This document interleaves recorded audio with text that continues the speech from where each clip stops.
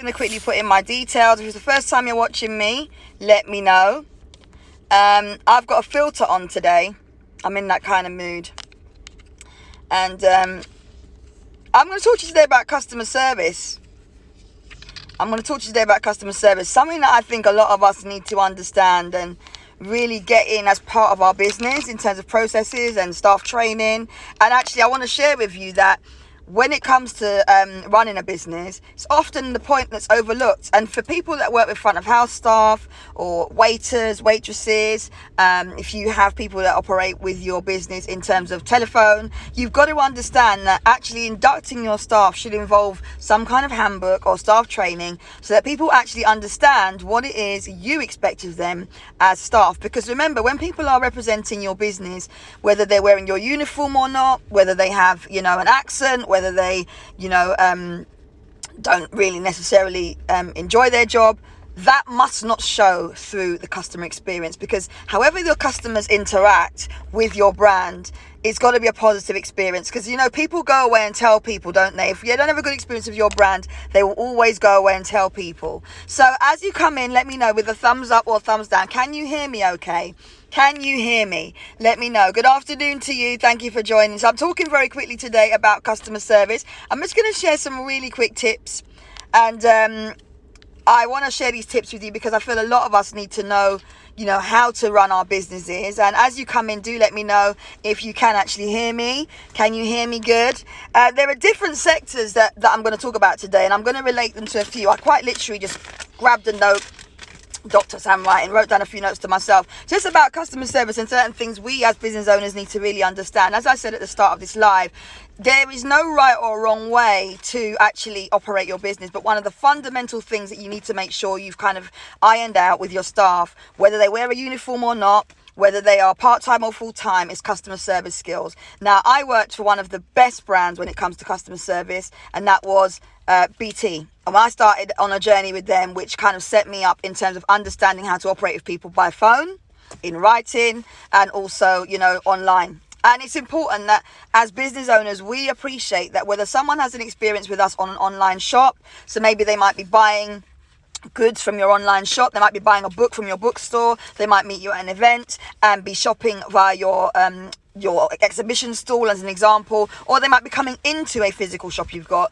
The experience should always be unique. Even if you have a customer that really grates you, even if you have a really moody customer, the experience on the other end should always be unique. So let me just share something with you. I think a lot of us know about food businesses in particular, and I've got an article which is going out today in national press around food businesses, and I want to kind of add this on, and I'll promote it to any food businesses that want some extra tips.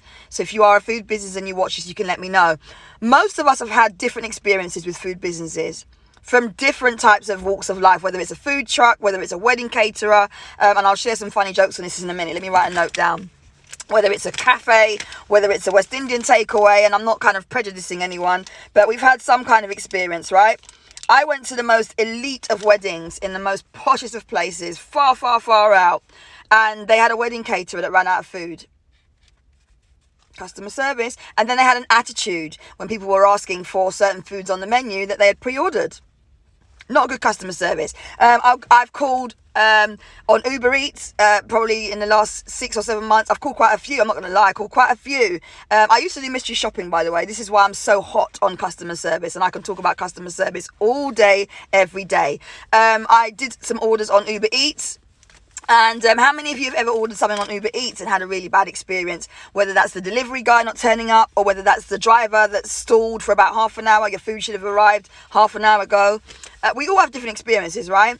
And I remember that I called Uber Eats. I was over in like Wood Green, Tottenham side. And I remember I did an order. The order was coming to me at like a business centre. I had a client meeting. And when I called the lady, the order had been cancelled. I said, why has the order been cancelled? And I won't tell you like the accent she had and all that stuff. But what I will tell you is she was extremely rude. She was basically trying to hurry me up on that call. And she just had no customer service skills. So that's why I want to draw on the food industry in particular. And then I'll talk about some other industries as well. How many of you watching now have had challenges with customer service of any industry? How many of you have had challenges with customer service, and what was the challenge you had? You see, the thing is, whether you experience bad customer service in email, in writing or front of house, it puts a kind of sour taste in your mouth. And you know, we all have bad days, we all have experiences, we all have different challenges that we have to deal with, and so do our clients, and so do our customers. And so if you work in a team, and let's say, for example, you are a food business, or you are a coaching consultant, or you've got a beauty salon, or, you know, you do courses, or you're a fitness expert, if you've got other people that work with you, it is business critical that they understand, you know, how the ordering process works, what food is on your menu. Who's been to a restaurant and gone to a waiter or asked for a waiter, like, hi waiter, hi Raz, how you doing? Hi Ataji, Michelle, how you doing? Hi sis, hi Sandra, how you doing? Gone to a restaurant, you said to the waiter, oh okay, can you tell me a bit about the ingredients in this? And they're like, hold on a minute, I need to go and ask the chef. I mean, it doesn't matter because it's a minor thing, but a good business owner knows that a chef should be educating all of the front of house team about what's on the menu, because most people are going to ask the waiter, aren't they, what's on the menu, what's ingredients, does it contain nuts? Give me number one if any of you have ever experienced that. So that's another example. You go to a restaurant, you ask them what's on the menu, and it's either that the food isn't available. Very common within our community, or my community anyway, the food isn't available, but it's still displayed on the board. Very poor customer service experience that leaves with the individual that's in your shop, and they may or may not return. But in terms of like a restaurant, you go into a restaurant, everybody's sat down, you know, your palate is ready for the meal, and you say, you know, does this contain nuts? And they're like, oh, I've got to go away and find out. And then they spend like ages in the kitchen trying to work it out.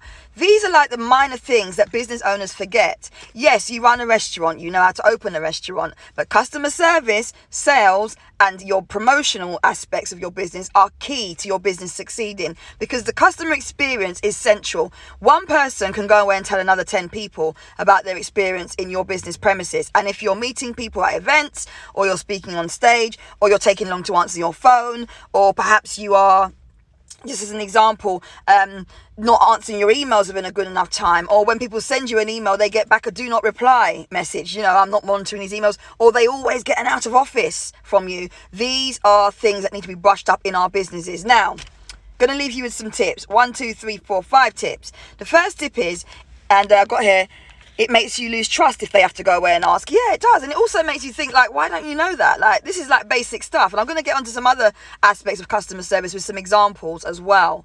I can see some of you put some ones in. So the first thing is communication. Communication is key, and whether there's a language barrier, or English is not the first language, or whether you don't necessarily understand jargon, you know, communication is key. So when you are looking in terms of customer service, your staff should know how to communicate. They should also know how to respect other people when they're coming into your store or salon, so, or restaurant, or library, or bookshop, or even if you do events. Your front of house staff must know how to operate, because they're basically the face of your brand. And if you're not physically there, that is who people are interacting with as your brand. So if you've got an e-commerce site, maybe you don't have front of house staff. The equivalent of the front of house staff on an e-commerce site is having a great way, good afternoon, for people to connect with you, being easily accessible on contact us, phone number being accessible, or email, whatever you prefer. But it's important that the equivalent of someone being on the end of the phone or physically in front of someone is considered in your business. If you're doing e-commerce, you've got to look at that. If you are running a physical shop, you have to look at that. Who have you got in the front of your customers? Because that's key, because experience is everything, right? Second thing, hi, good afternoon, how you doing? Let me know where you're watching from today. Second thing in terms of communication is listening skills. So if someone says to you, if they call you and say, I need, you know, a 10-foot curtain, don't start talking to them about 12-foot curtains and 18-foot curtains. Listen, because the customer will want to see that you know and that you've listened to their needs before they buy. How many of you agree with that? How many of you have actually called someone wanting something and they've told you about completely different products? Like they haven't listened to you at all.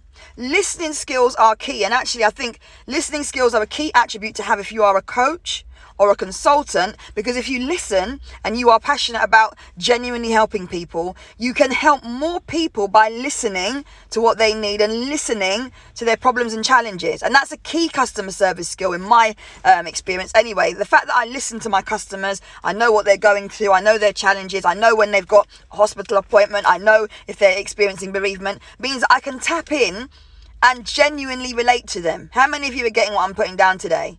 So listening skills are key.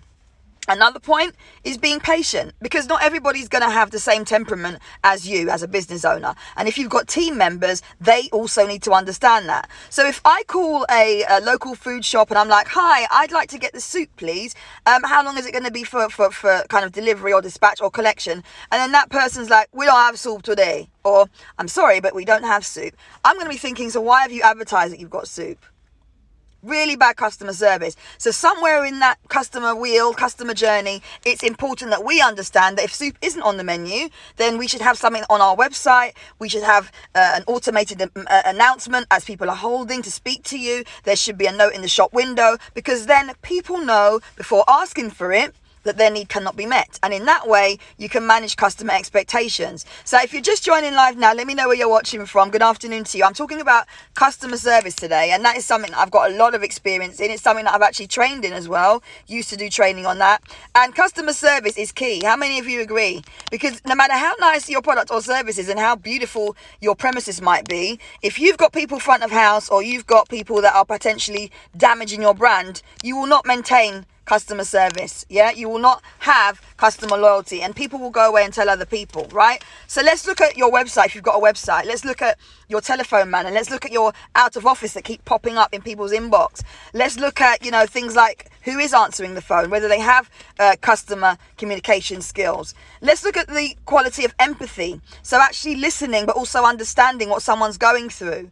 That is a key customer service attribute. How many of you have ever spoken to someone, you're pouring your heart out to them, and you just get attitude? You're telling the coach that the reason why you weren't able to attend an appointment on time, or the reason why you might want to change an appointment is because someone's died in your family, or you've had issues with just life. How many of you experienced that? But then you get attitude. So it's like they don't care. Do you get me? They don't care. For me, that is a real letdown in terms of customer service, because again, the customer should always feel loved and looked after. That's my business. That's how I run my business. And I think some of my clients who are on now can certainly testify to that. You've got to be clear on how you want to run your business. And this is why brands that miss the point, particularly when you're working with a team or people that work with you, or you've got people that answer the phone, meanwhile you run back of house, or you've got people that are looking after your emails whilst you're making creams and lotions, or you've got people that are, at the front of your restaurant, or hotel or accommodation whilst you are managing room cleaning or whatever. Everyone must be singing off the same hymn sheet. This is why I talk about brand values. This is why I talk so keenly about customer service and inducting staff. So everybody, whether they wear uniform or not, is clear on what's expected of them. That then means that everybody that interacts with your brand will get a unique experience, whether it's Tom, Sam, Julie or Juliet that is dealing with them. The experience will always, or should always, be consistent, because they've been trained. Let me just emphasize, they've been trained, because the training is key, to operate in a certain way. All right? Because what we should be looking at is customers are central to our business growth. Yeah? Customers are central to our business growth. How you doing?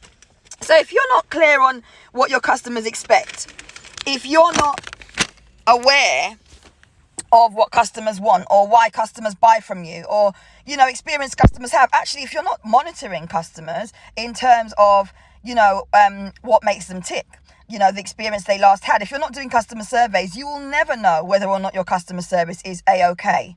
And again, that's something that I pride myself on. I often ask clients, businesses that I will work with, how did you find the experience? Because we might assume that our experience is unique, one of a kind and amazing, but actually the stats might show different.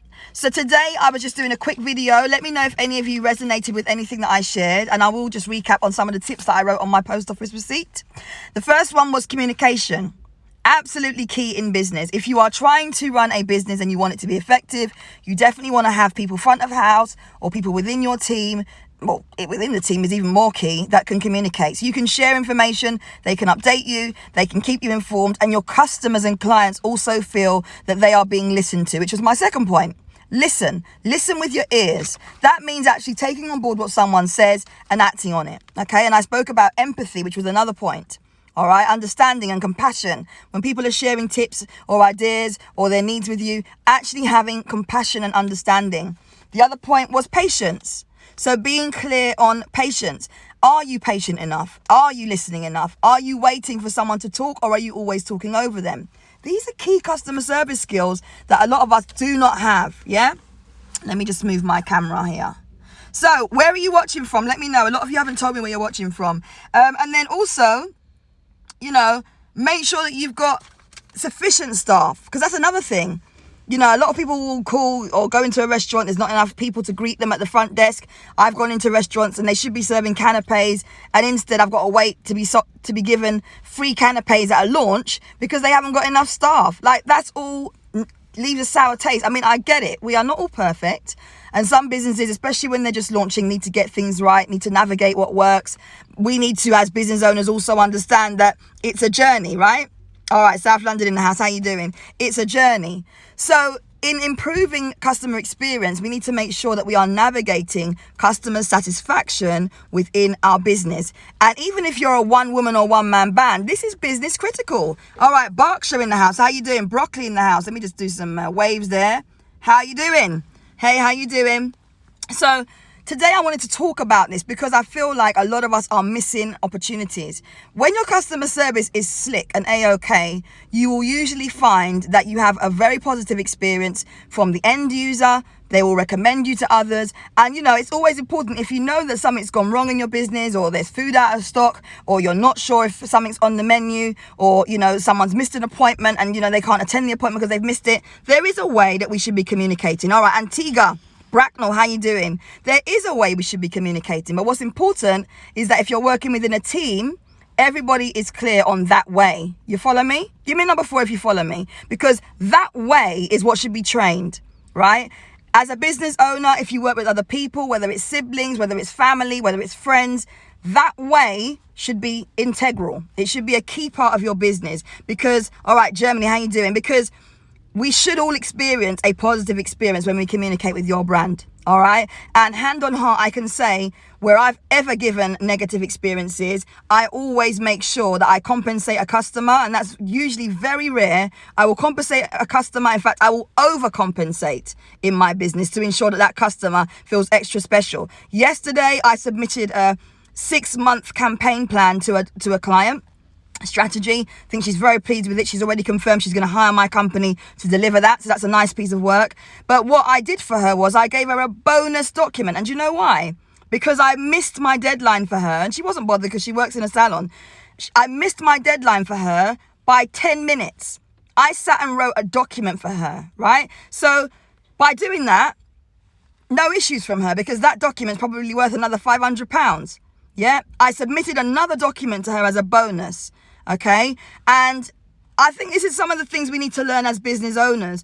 When you feel, or when you have people that are basically keeping your business alive, customers, in other words, it's important that you monitor their experience. It's important that you provide an experience, but your staff, the people that you work with, must know what that thing is in terms of your brand values, what you're doing, how you expect customers to be treated, and the way you expect them to be spoken to. Also, if you don't know things, or you're not clear and you're not listening, that's a skill that can be built on. Yeah. So if any of you want tips on that, training on that, or indeed if any of you need to speak to me about anything I've spoken about today, let me know. And actually, let me know via the comments whether or not you've got any feedback on today's video, because it's not a sales and branding and marketing one, but it sure is relevant to business owners. So do let me know via the comments whether or not any of this resonates with you. I'm proud to say that within my business, I always strive to give a positive customer experience, whether you attend one of my events. In fact, in the history of Insight to Marketing with my other business, Inspire Your Biz, whether I deliver it here or abroad, one of the feedback I get consistently is the experience people have and how they feel, how they are made to feel when they come to my events. And that's why I was able to, and I'm still able to, put on events that get high numbers. If I really go hard with the promotion, if I decide that I'm going to do a physical event, I get people in the room, and usually those are people that are returning because of the customer experience. Yeah? So think about that and let me know your thoughts. I'm actually going to go now to go and pamper myself. And I just wanted to share this with you today because I feel like, along with marketing and branding, a lot of us miss a trick when it comes to customer service. And it's sad because I think a lot of us fall down in that area because we haven't trained staff, or because we haven't necessarily educated people that we work with, or even ourselves, on what our customer service charter is. So here's a bit of homework for you. If you're watching this and you don't have a customer service policy, create one. Even if it means you're going to look online and Google, or if you want me to sit down and work out one with you, we'll do that. Work on a customer service policy in terms of customers. How many rings does it take for someone to get through to your business? In terms of emails, how long do you take? Rather than putting on an automated email, how long does it take for someone to get a message from you or a response? 24 hours? Next working day? How long? You know, if someone wants a delivery, how long does it take to ship?